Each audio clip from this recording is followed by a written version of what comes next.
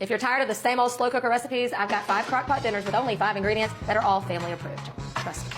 Starting with the slow cooker Italian beef sandwiches. I tried this one out on my family last week, and when I say devoured them, we devoured them. The 5 ingredients for this are simply a roast, beef broth, giardiniera, Italian dressing mix, and a good old loaf of crusty bread. And this is the ultimate dump and go. This one can withstand a long cook time, so this is the one you can make before you go to work, and then it's ready when you get home. I'm using an eye of round roast. You could use a top round, bottom round, or a chuck roast for this. Basically, if it says roast on the package, that's what you want. They're cheaper than a steak per pound because they have a lot more fat and tough tissue running through them, so the slow cooking works well because it breaks that down through the process. In it goes. It does have a little fat cap on it. I'm just going to leave that on and put it right in.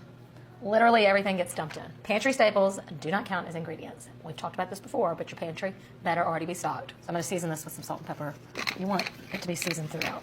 And then you want a jar of giardiniera. You can use a half or up to a whole jar. Not only am I using the whole jar, but I got a bigger jar than I used last time. I'm using the pickled kind because that's what I used. I know in the classic Chicago Italian beef sandwiches, I think they use the kind packed in oil. But this is kind of like that Mississippi pot roast effect. I like the pickled kind. So I'm dumping in a whole jar because I like extra for my topping. In goes the pack of Italian dressing. And then just about a cup of beef broth. This is what's going to make the delicious jus at the end. Hey, guess what? That's all it is. This is a dinner you can prepare right before you head out the door for work. Locked and loaded. This one can go low for like 8-ish hours or high for about 5 hours. I know what you're thinking. Doesn't look like much now, but you can't smell or taste it right now. I feel like you trust me by now, though, don't you? Have I steered you wrong yet? Okay, so you're going to take the beef out, kind of shred it up, and put it back in. I usually kind of try to slice it, but it just ends up falling apart. I mean, really, you could do this with a fork. Put it back in here.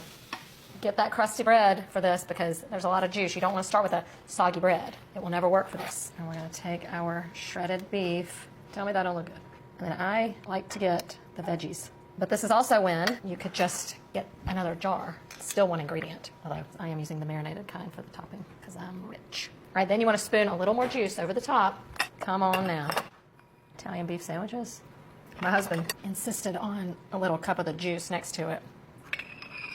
I also am going to make another suggestion, which I know is not traditional, but it's also a 6th ingredient, so I couldn't bring it up. Add a little sliced provolone cheese to this and thank me later. But you don't have to have it. The meat is so tender, it's almost buttery, but then those veggies have a little bit of that brininess from the vinegar, so it cuts the richness, but it makes it like the perfect bite where you don't have to have mayonnaise or mustard or anything on the sandwich. It's like, it's all in there. The juicy goodness, I mean, sometimes on the crustier parts of the bread, you can give it a little another zhuzh in the dip. My family inhaled them, all 5 of us, and I know yours will too. You need to give this one a try. For my next trick, how does creamy chicken enchilada casserole sound? Yes, please. The 5 ingredients for this, chicken, of course, some green salsa verde, or you can use green enchilada sauce, some sour cream, pepper jack cheese, and corn tortillas. This is a recipe where if you want to add more than 5 ingredients, you totally can. A can of beans, some peppers, whatever.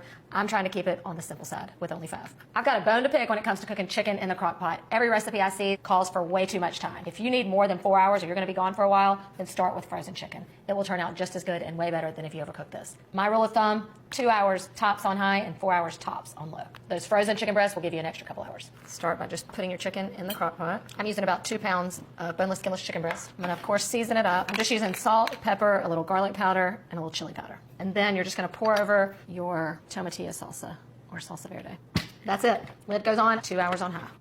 Okay, it's been 2 hours since we put this chicken in. Okay, so I'm just going to take a fork and shred this up because we're not quite done. Look at that. Perfectly cooked. Now, even though I have to cook it longer, it's not going to dry it out because at this point we're making the casserole. Chicken is shredded. I like to leave it in kind of big shreds because this is our hearty dinner. And now we stir in the tortillas. Okay, obviously we know these are not authentic chicken enchiladas. This is a chicken enchilada casserole. Instead of rolling them up, we're just going to kind of stir in the tortillas. So I'm using corn tortillas and I'm going to cut it into wedges. I'm going to save about a quarter of them for the top. And then I'm going to stir these in gently. You don't want to break them up completely. They will kind of cook and kind of melt into this. And then I'm also stirring in the cheese and some sour cream. Okay, we're just going to fold all that gently together. I should have put the tortillas in last. Now I'm going to put in kind of the rest I like a little kind of crusty bits on the top. All right, and then the rest of the cheese. All right, and then we are going to cover it again and put it on high for about another 45 minutes to an hour. It'll get all kind of melty. I like to go to where it's kind of like browned and crispy around the edge a little bit. And then we dish it up. I told you, this is an easy one.